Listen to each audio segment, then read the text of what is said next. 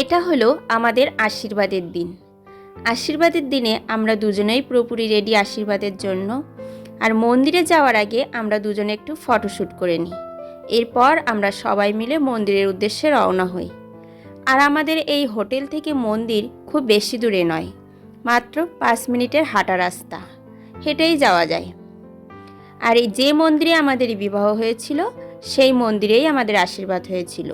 বিয়ের ঠিক আগের দিন আমাদের আশীর্বাদ হয় আর পরের দিন আমাদের বিবাহ হয়। আর এই মন্দিরটা দেখতে পুরোপুরি কেদারনাথের মন্দিরের মতো।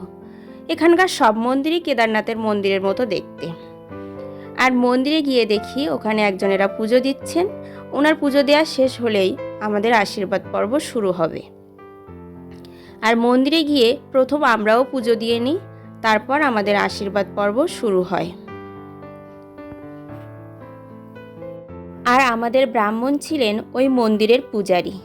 উনি প্রথম আমাদের আশীর্বাদ করেন, তারপর মিষ্টিমুখ করান আমাদের দুজনকে, তারপর আমাদের পরিবারের সবাই একে একে আমাদের আশীর্বাদ করেন আর আশীর্বাদ স্বরূপ আমাদেরকে উপহার দেন।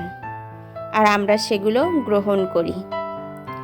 এরপর আমরা দুজন ভক্তিভরে ভগবানের কাছে প্রার্থনা করি, তারপর মন্দিরের সাথে একটা সেলফি তুলি।